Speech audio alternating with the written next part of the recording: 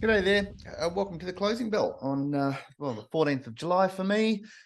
Just back from holiday in Singapore, so apologies for not being here last week, but feeling pretty relaxed, although a bit broke after spending $20 for a beer. But anyway, getting onto the markets, and there has been a bit of movement over the last couple of weeks, with really the feeling that inflation is coming off the boil pretty rapidly, and the Fed is probably close to the top of their rate rise cycle. So that's big news, and obviously the market is adjusting to that at the moment. We're seeing big sell-off in the US dollar. That's obviously affecting commodities, gold starting to pick up, that sort of thing. Stocks continuing to rally. So it's a lot going on. And the question is whether falling rates is now going to kick off another leg to the upside in stocks, or whether growth is going to falter and we're going to see falling rates and falling stocks. So that's a big question to answer. So let's just jump to the charts and have a look at what's going on.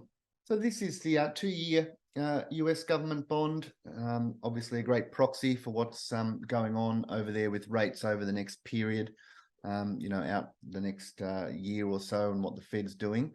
And you can see quite clearly one of the fastest moves higher that we've ever seen, which is why I think there's still a risk that something breaks. But we've gone from 0 to 5%, which is where it's been nudging up against multiple times over the past year or so. And really interesting to note you'd say a triple top, wouldn't you, if we go up nice and close and look at the price action that we've seen in these 2-year bonds. You can see quite clearly, and the way that I would analyze it based on my strategy is to look at the initial correction that occurred, which was this period, sort of September last year, where we've got the big rise in rates. Then you had that correction, and that's the range that I'm looking at, the correction in rates from around 5% back to 4%. And then I'm looking at that range and analyzing really price action around the point of control, which is around 4.5%, is the point of control of that range. And then you can see we've had this series of false breaks of the edge of the range. You can see there also false break of the edge of the range on the bottom side. And then we've got another false break, haven't we, where the yield has gone up through 5% and quick U-turn. So the fact that we've just seen that false break of the high of rates for a third time, which I'd see as some sort of a triple top, and we've got the weekly sell pivot in yield, you can see there coming in this week. It really gives me the sense that yields are going to come off, and you obviously have the target back to that 4.5% region initially. And look, potentially the next period is going to be a lot of work in this range before rates do ultimately head lower. But I think we have seen the peak for now in this cycle. So unless we see rates on those 2 years heading back above that 5.1% region, you can see there, really I'm thinking rates are coming off. I think that's a pretty good way to be looking at this now, with CPI the way it came in, PPI coming in. Maybe we're in for a period of deflation in that PPI. Is this a sign, with CPI coming off rapidly, that growth is really going to come off rapidly and earnings are going to start getting belted? They do want to keep rates up for long enough over this 2023 to really knock the stuffing out of inflation. So I'm not sure they're going to be just cutting rates very soon. And there is a risk that something can break. You really do have to respect the fact that we've gone from 0 to 5%. And if these rates stay up here for a period, you've just got to think there's a lot of debt rolling over at much higher rates, thinking commercial property, those sort of things, companies, not as many buybacks going on, lots of debt out there, margins under pressure, growth also slowing. So there's just, even though I think we've reached the peak of this cycle for now, we can still see the rates staying up at quite a high level compared to where they have been. And that's what can create pressure out there. And we can get some negative news coming through that could still affect equities negatively. So I want to make that point pretty clear. But this initial wave down, I think you're going to see it really, it can come off quite rapidly, especially if growth figures start coming off. So just be thinking of it from that point of view, that we are seeing rates come off. Maybe a bond fund is the way to go right now. They've all been pretty hammered. Maybe a bond ETF out there, earning over 4% in Australia. Maybe you can park some cash there now, might get some capital growth in those bonds as yields go down. So that's one way of looking at this, because we may be in for a period of the rates coming off, going down, but that may lead to, we may have stocks coming off, rates going down, or rates going down, stocks going up. So either way in your portfolio, it may be that being long bonds could be a good buffer, because if stocks also turn down, but yields sell off, you'll be making money on your bonds. And even though you're getting a bit hit on your stocks. So a good hedge at the moment could be getting long some bonds around this level. So moving on to stocks, and this is the S&P 500. And I think it is really at a fascinating point based on how I look at things.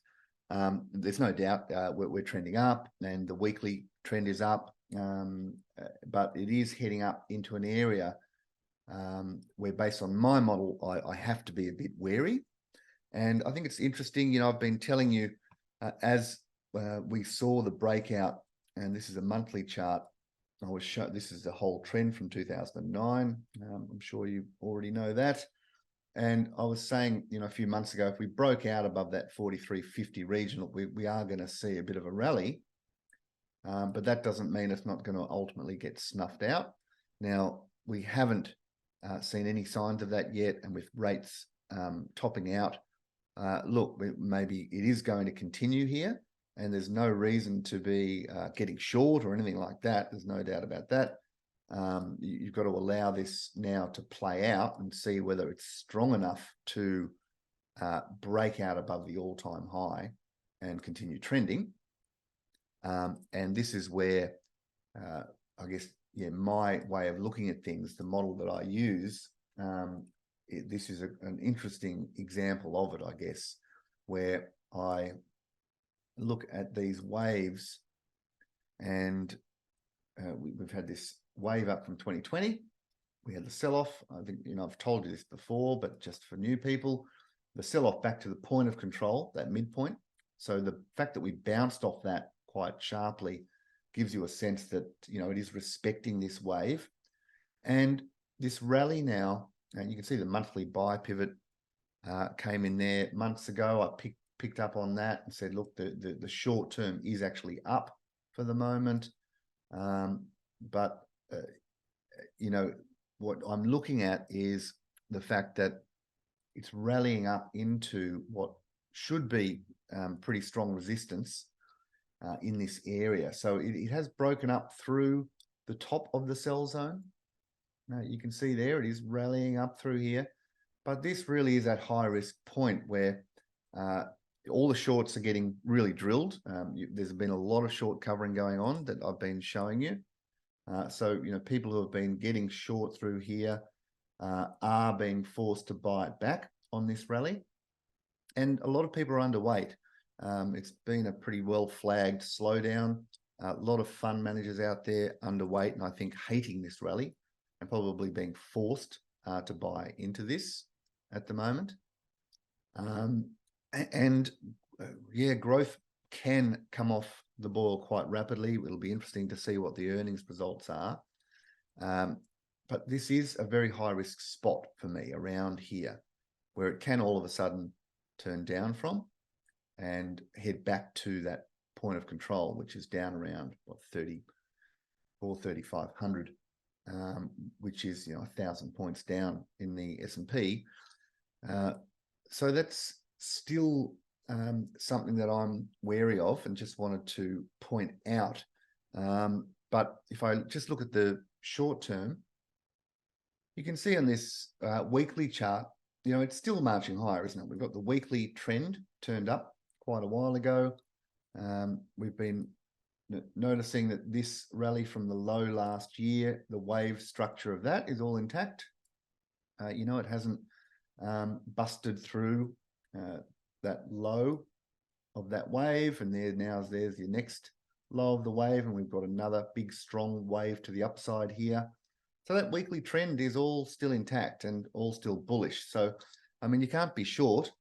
For me, I'm partially hedged in one trading service, and I'm long the other one in my microcap. Got quite a few stocks, and willing for this thing to continue to the upside. There's no reason at the moment to be doing anything about getting short or dumping stocks or anything like that. You can see that it's broken out above that major wave. And I've shown you this. I've got to keep repeating things just in case there's new people. We've got that downtrend from the high last year. So there's your waves going down, and I'm watching, that lowest high in that wave structure. So once it breaks out above there, it's like, well, okay, watch out. This could be a shift in trend going on.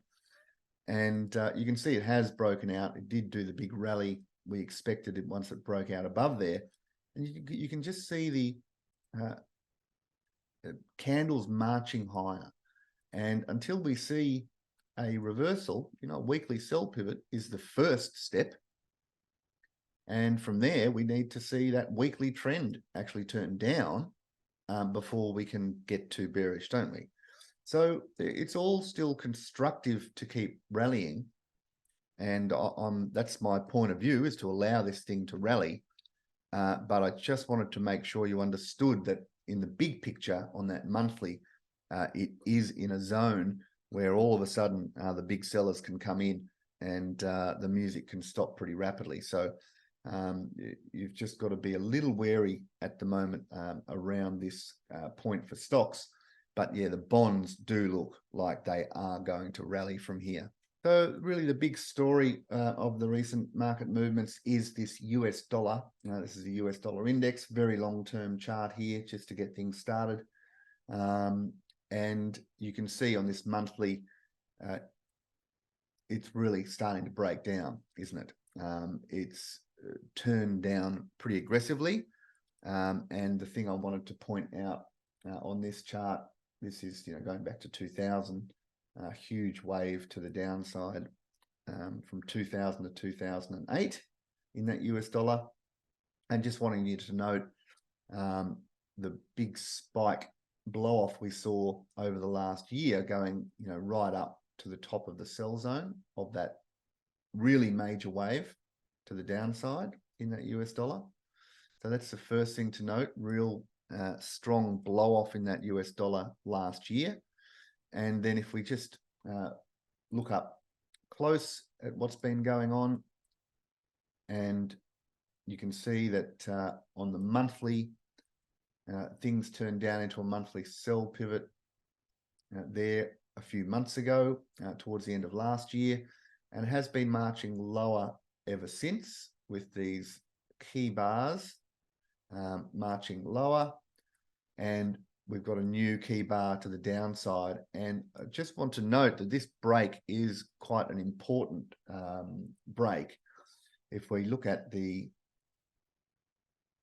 wave higher over 2021 to 2022, and you can see we had the sell-off in the US dollar back to the point of control. So I had this huge wave higher, went back to the point of control, and it's been holding there at the point of control for months.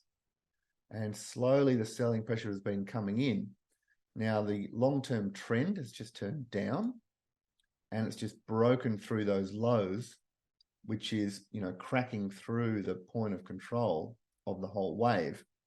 So really, there's not much support in this US dollar, and bonds are going to, rally pretty strongly. Yields coming off. So there may be more downside in this US dollar in the short term, and I could basically expect it to move back to the buy zone of that whole wave. So that's a US dollar down around 96 as a first target on this move. And that is, of course, going to kick a lot of commodities higher, oil, etc., etc. But let's have a look at gold. So gold has been, really tricky to analyze over the short term recently. I haven't been sticking the neck out too far. But let's just do a quick recap as things are developing with US dollar now getting hammered, gold starting to turn back up. So looking at a big picture view, this is over the last few years from 2016. Let's look at these sort of wave structures that we've got going on. Really strong wave to the upside into 2020. And we've had a big correction, haven't we? We had this huge correction here, and I'm making the numbers, my calculations all off that correction. So let's have a look at that correction up close, get a sense of what's been going on. And we have the point of control around that 1880 region. And that's what I've been saying recently is, as long as gold holds above that 1880 area, it's all still looking pretty strong. We've had this correction, and the point of control is obviously a gravitational point where prices will keep revisiting. And you have the movements to the extremities. So you have the, move into the buy zone, back to the point of control, buy zone, point of control, sell zone, back to the point of control. And you see this big sell-off, and I caught this, I told you about it at the time, had a big clear out of positions. So there's always stop losses below the low of the range. And once they're taken out and it returns to the range, you're expecting a move back to the point of control again. And so you can see that it's had another big strong wave to the upside and has been rejected from the edge of the range and has gone back to sort of revisit around that point of control, which should be really strong support. And as long as it holds above there, it can be on the next wave higher, I guess, where you've got the monthly buy pivot, things turning up there. There's your monthly buy pivot. And then the key bars marching higher each time we have a monthly close above the high of each range. So the monthly key bars all marching higher. The trend is up, the long-term trend you can see there. Prices bouncing off the 10-month exponential there and holding, above it. So the negative on this is that we have seen a monthly sell pivot. You can see there, where we've got a new high in the range and things have turned down and had a monthly close below it. So there is a bit of negativity there from this, very strong resistance zone around $2,000 and just above. So the question is, which of these forces is going to win out? And it's a big question, I guess, isn't it? If rates really sell off, potentially this is time for it to now turn back up. Let's say it created a monthly buy pivot to counteract that straight away, and it's in monthly uptrend. That would be quite bullish. So depending on how this month closes out, that could then negate that sell pivot. Everything would be pointing up if we then got that monthly buy pivot from here. And then I'd be expecting, do we break out above that major multi-year resistance level, and can it then really take off? So that will be the important thing to watch. That's when I will be getting pretty bullish. But while it remains below there, I've got to be wary of that monthly sell pivot, that things could come in and create another wave to the downside. So that's really the position. The rates coming off is supportive of gold, and things are still looking constructive in the big picture. And really, I'm not getting nervous until we get a big close below sort of 1880 in gold, which is now about $100 below where gold is. So yeah, looking far more constructive on the gold front. All right, well, that's enough for today. I shall come back with more next week. Cheers.